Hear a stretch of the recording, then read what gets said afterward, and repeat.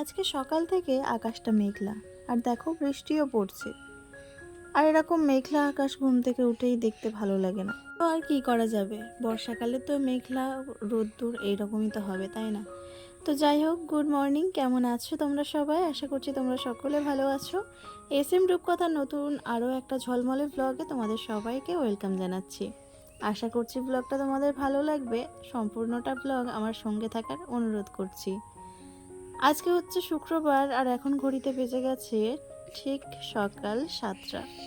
বাইরে যেহেতু বৃষ্টি পড়ছে, তাই ছোটু আর অয়ন দুজনে শুয়ে শুয়ে দুষ্টুমি করছে। তখন কেমন করে তাকালো দেখেছো? ওই রকমভাবেই দুষ্টুমি করতে থাকে। তো এদিকে আমি চলে এসেছি একটু রুটি বানাতে। সকালবেলা তো কিছু খাওয়াতে হবে ওদেরকে, তাই জন্য একটু গোলা রুটি বানিয়ে নিচ্ছি। একটু আটা নিয়েছি, তার মধ্যে একটু লবণ আর একটু চিনি দিয়ে ভালো করে মিশ্রণটা মাখিয়ে নিয়ে গোলা রুটি বানিয়ে নিয়েছি। আর এই যে আমার জন্য একটু চা করেছি, আর ওরা দুজনে দুধ দিয়ে গোলা রুটি খাচ্ছে। আর এদিকে দেখো, ছোটু কিন্তু একা একাই খেতে শিখে গেছে, বড় হয়ে গেছে কিন্তু। তো যাই হোক, ওকে খাইয়েই দিচ্ছিলাম, তারপরে ও আমার হাত থেকে চামচটা নিয়ে একা একা খেতে শুরু করে দিল। এদিকে সকালবেলা রান্না বান্না সেরে বাসনগুলো মেজে নিয়েছি। ঘরটা যখন গোছাতে এসেছি, তখন টেবিলটা গোছাতে এসে দেখি একটু ফাঁকা ফাঁকা লাগছে। তাই ভাবলাম যে এই ভাঙা কাপটা তো সেই পড়েই রয়েছে, তাহলে এতে একটু মানি প্ল্যান্ট দিয়ে আর একটু ডেকোরেশন করা যায়। তাই একটা ছোট্ট মতো গাছ লাগিয়েছি। লাগিয়ে একটু বালির যে নুড়ি পাথর ছিল, সেই নুড়ি পাথরগুলো দিয়ে একটু ডেকোরেশন করলাম, আর টেবিলের উপরে বসিয়ে দিলাম। দেখো তো কেমন দেখাচ্ছে, অবশ্যই কিন্তু কমেন্টে জানাবে কেমন লাগছে। আর এরকম ফেলে দেওয়া জিনিসগুলো যদি একটু বুঝে শুনে কাজে লাগাই, তাহলে কিন্তু ঘরটাও খুব সুন্দর দেখতে লাগে, তাই না? আর আমি ভয়েস দিচ্ছি, আর আমাদের ছোটু কিন্তু বদমাইশি করছে। যাই হোক, কিছু যেন মনে করো না। আর এদিকে দেখো, আমরা বললাম না যে যাব এক জায়গাতে, তো তার জন্যই রেডি হয়ে নিয়েছি। আর যেহেতু বৃষ্টি পড়ছিল সকালবেলার থেকে, তাই আর সেরকম ভালো শাড়ি পরলাম না, একটা তাঁতের শাড়িই পরে নিয়েছি। বেশি দূরে তো যাব না, এই সামনেই। তো আমার ঘর বাড়ি কিন্তু সব কিছু গুছিয়ে পরিপাটি করে রেখে তারপরে যাচ্ছি, যাতে করে ওখান থেকে এসে আর আমাকে ঘর গোছানোর কাজে না লাগতে হয়। আর টেবিলটা কিন্তু আমি এইভাবেই রেখেছি। আর টেবিলের এক সাইডে দেখো একটা ওষুধের বাক্স আছে, এখন ছোটকে ওষুধ খাওয়ানো লাগে, তাই ওখানে রাখা। বন্ধুরা, আমরা রেডি হয়ে গেছি, আর এখন 1:30 মতো বাজে। তো যাচ্ছি আমরা একটা নিমন্ত্রণ বাড়িতে। তো কোথায় যাচ্ছি চলো তোমাদের সাথে শেয়ার করব। জানি না ওখানে গিয়ে ভিডিও করতে পারবো কি না। তো আমাদের ছোট তো ভীষণ বদমাইশি করে।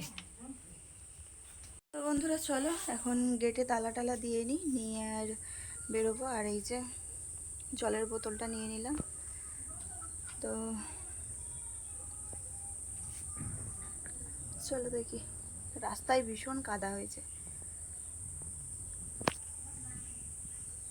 যেহেতু বৃষ্টি হচ্ছিল, তাই জন্য আর বেশি কিছু সাজলাম না, আর সেরকম সাজতেও আমার কিন্তু ভালো লাগে না।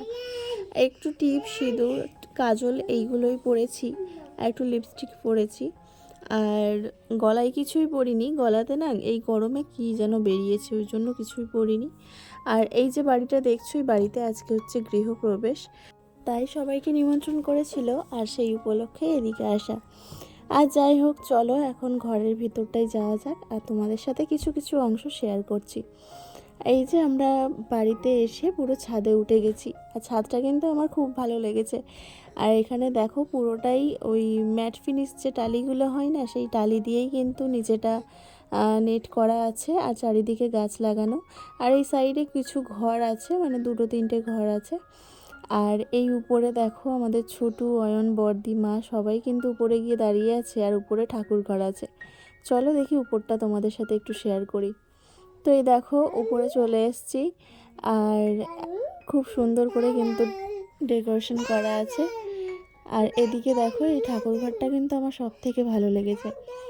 তো যাই হোক, তোমাদের কেমন লেগেছে অবশ্যই কিন্তু কমেন্টে জানাবে। আমি যতটা পারলাম তোমাদের সাথে কিন্তু শেয়ার করার চেষ্টা করলাম।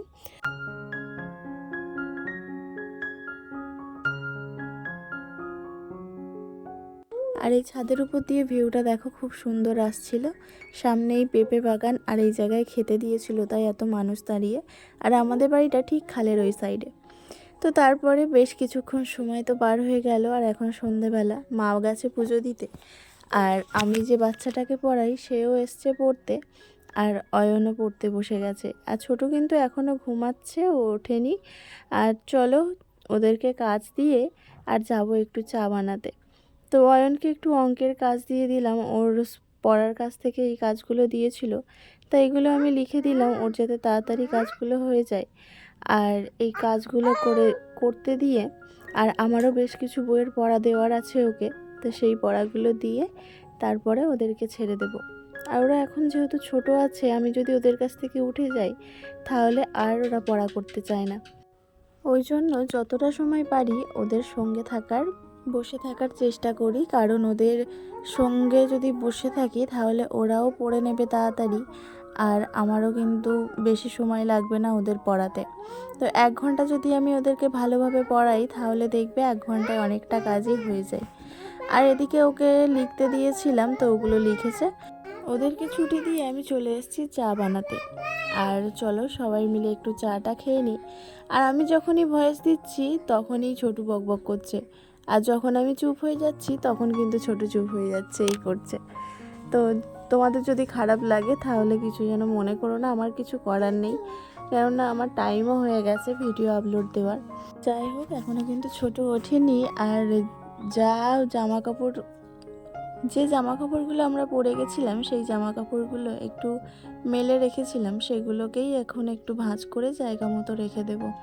আসলে ঘরে যেহেতু আমার আলনা নেই, আলনাতে যখন তখন গুছিয়ে রাখতে পারতাম, কিন্তু আলনা থাকলে না আমার মনে হয় যেন বোঝাটা বেড়ে যায়।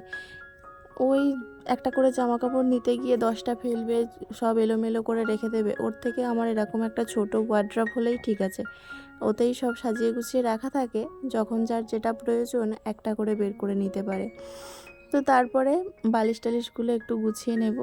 আর এই জানালাটা দেওয়া হয়নি জানো তো, তাই জন্য জানালাটা দিতে গিয়ে ভাবলাম যে এই পর্দাটা অনেক দিন হয়েছে, পর্দাটা এবার খুলে দিই আর একটা নতুন পর্দা লাগাবো। তাই জন্য এই আলমারিটা খুলতে গিয়ে একটা বের করতে গিয়ে আর একটা পড়ে যাচ্ছে, তাই এর ভিতর দিয়ে সব কটাই বের করলাম। তো এই ব্যাগটাতে কি আছে সেটাও তোমাদের সাথে শেয়ার করব। আর দেখো, আমি কিন্তু সব বের করে নিয়েছি, আর এতটুকু জায়গার মধ্যে কিন্তু এই জিনিসগুলো ছিল। তো এখন এখন জানালায় এই পর্দাগুলোই লাগাবো। তো তার জন্য একটা পর্দা আমি বের করে নিয়েছি। আর আমাদের এই পর্দাগুলোর সিস্টেম কিন্তু অন্যরকম। দেখো, এখানে একটা লাস্টিক লাগানো আছে, আর এই যে ক্লিপগুলো দেখছো, এই ক্লিপগুলো লাগিয়ে তারপরে আটকাতে হয়। তো চলো, আমার কিন্তু সেই কাজটাও কমপ্লিট করা হয়ে গেছে। এদিকে ছোটু উঠে কিন্তু খাটটা ধরে দাঁড়িয়ে আছে, দেখেছো? তো যাই হোক, আমি কিন্তু আবারও আমার খাটটাকে গুছিয়ে নিয়েছি। আর ওই যে বাড়িতে খেতে গিয়েছিলাম না, ওদের বাড়ি হচ্ছে আমাদের বাড়ির থেকে একটা বাড়ির পরে। তো এখানে আর থাকবে না ওরা, ওইখানেই থাকবে। তো যাই হোক, ওখানে ভাত তরকারি অনেকটাই বেশি হয়েছিল, তাই জন্য খবর দিয়েছিল যে ভাত তরকারি একটু নিয়ে যেও। আমরা তো আর দিয়ে আসতে যেতে পারছি না, ওই জন্য আমার শাশুড়ি মা গেছিলো আর অয়ন গেছিলো একটু আগে, গিয়ে এই সব ভাত তরকারিগুলো নিয়ে এসছে। তো ভাত নিয়ে এসছে, মাছের ঝাল নিয়ে এসছে, ডাল, একটু ওই যে আলুর যে চিপসের মতো পাঁপড় হয় না, আলু ভাজা, তো সেটাও নিয়ে এসছে।